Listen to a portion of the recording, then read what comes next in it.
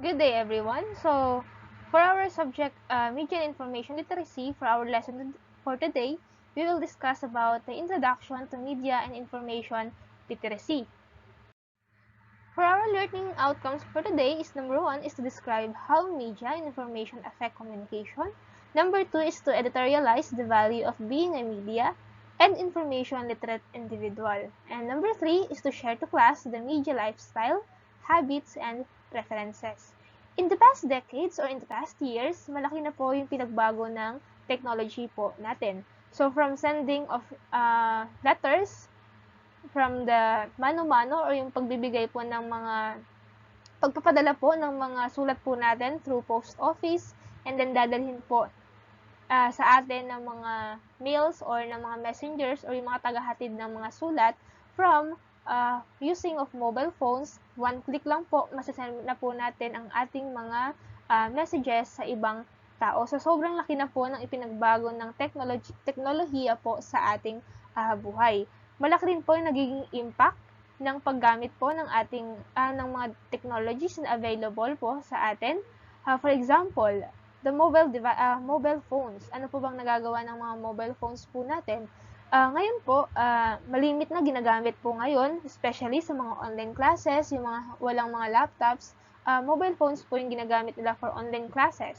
Another po, ginagamit rin po siya sa for entertainment, for sharing of information, and others.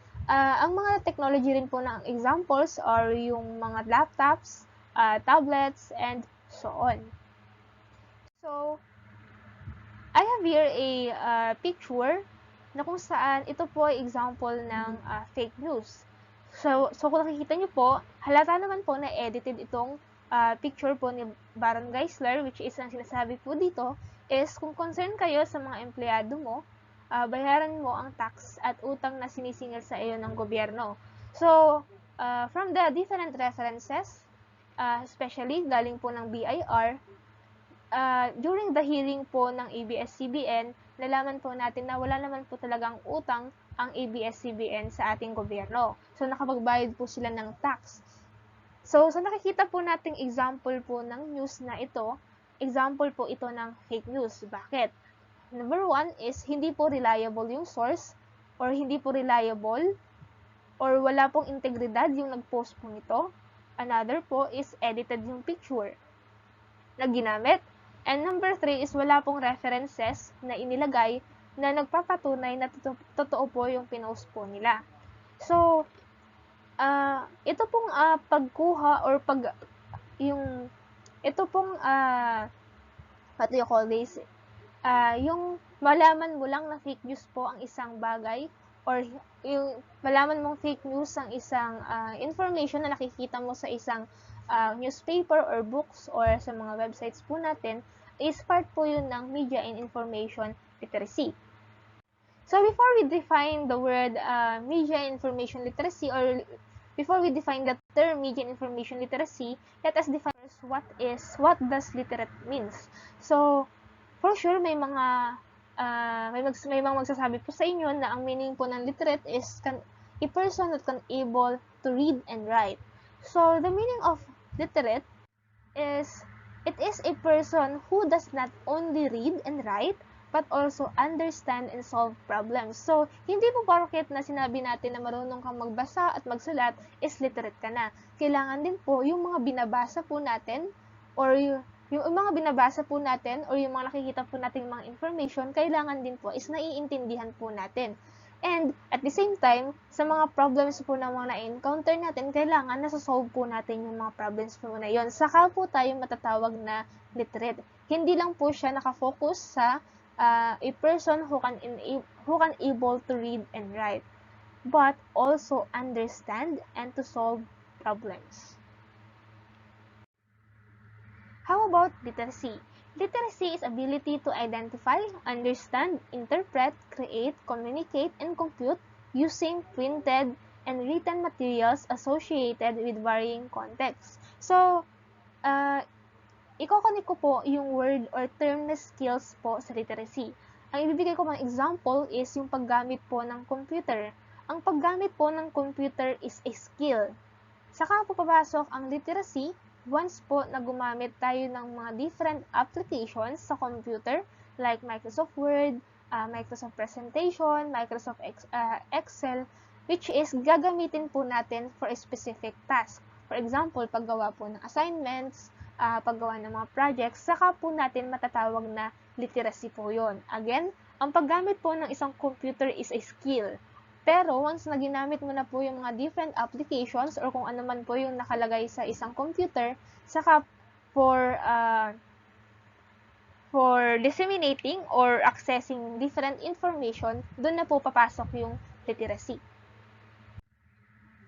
Next po, media literacy. So what is a media literacy? Media literacy is the ability to access, analyze, evaluate, and create media in a variety of forms. Dito po pumapasok yung mga paggamit ng different platforms na makikita po or magagamit natin sa computer or sa mga different technology or media na available. Ang media po kasi, ang ibig po sabihin ng media is ito po yung mga physical objects such as computer, tablets, radio, newspaper, books. So, yun po yung example ng media. Once na ginamit po natin yung mga different platforms po ng mga different media na yon, saka po natin siya matatawag na media literacy. Example, gagamitin po natin ang messenger or email sa pag-send ng mga messages sa ibang tao. Media literacy yon. Paggamit po natin ng mga different blogs or ng YouTube sa pagba-vlogs, yun po yung media literacy. So, ano po ba ang importansya or the importance of media literacy? It can enable to understand the significant role of the media in our society and how largely it influences its user. So, dito pumapasok yung dito mo malalaman kung gaano kahalaga ang isang television sa pagbibigay ng mga news, kung gaano kahalaga yung mga different social media site or yung mga YouTube sa pagde-disseminate ng mga information sa ibang tao. So, yun po ang isa sa importansya ng media literacy. Another po is it enables a person to become component in processing and assessing the forms of media one uses. And lastly, it can help students become well-informed using different forms of mass media simultaneously. How about information literacy? The information literacy is the ability to recognize when information is needed and to locate, evaluate, and effectively communicate information in its various formats. For example, nag-research ka about coronavirus and then nakita mo, hindi naman po lahat ng mariresearch mo sa internet is i-absorb mo lahat.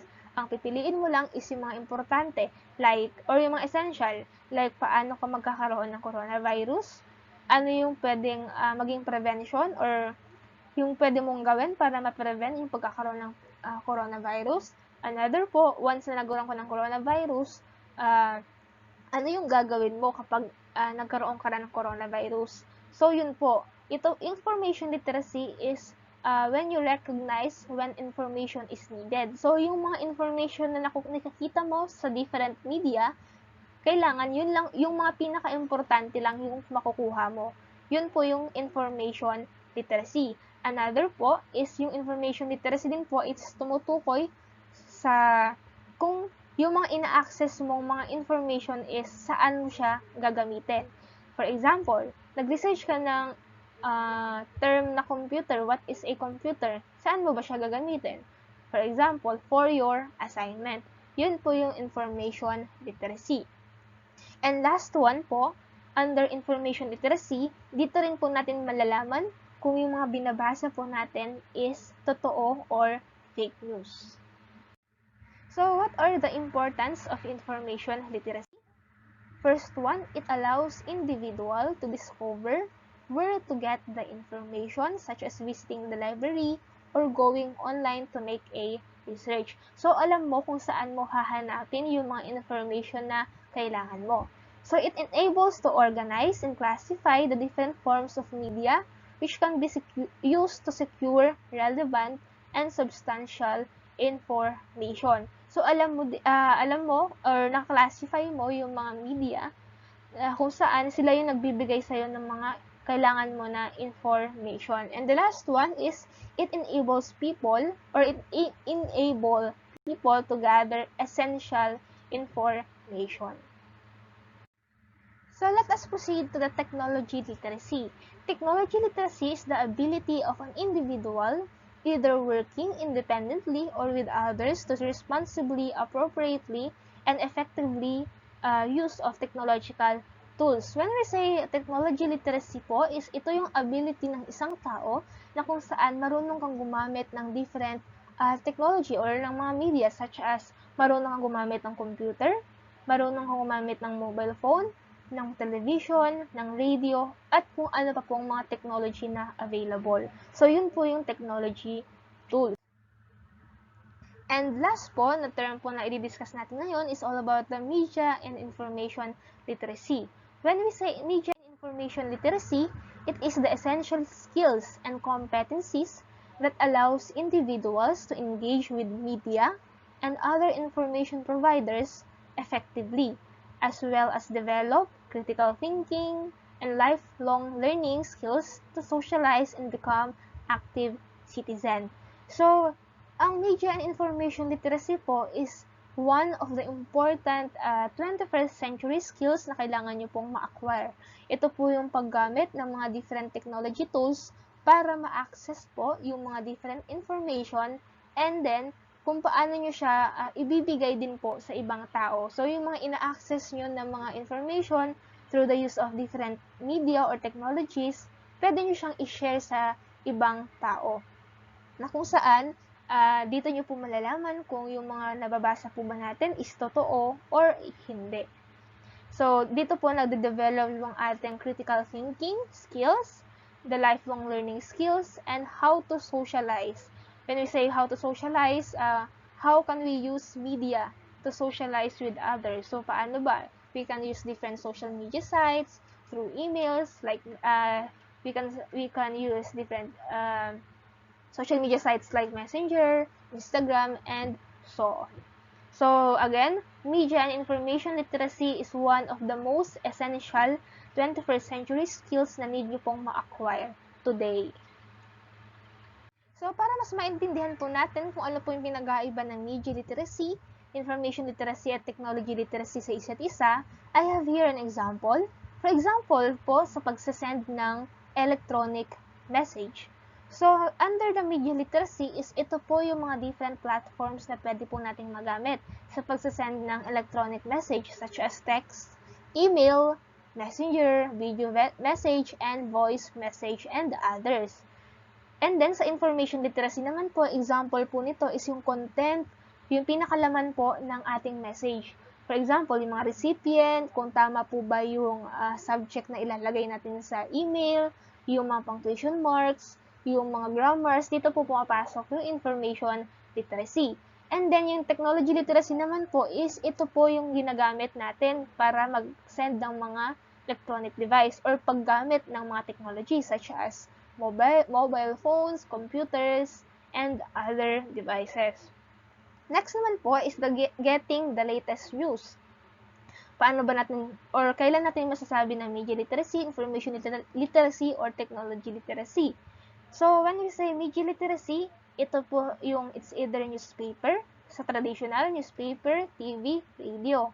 Pag sa mga digital naman po, yung mga pinagkukunan po natin ng mga news such as websites, social media, and others. Sa information literacy naman po is yung mismong content po na ng news na makukuha po natin. Yung reliability, appropriateness, accuracy, the tone, the audience, others, and giving feedbacks. So, dito rin pumapasok yung mga reactions, comments, rates po ng ibang tao sa mga nababasa po or nakikita natin na mga news.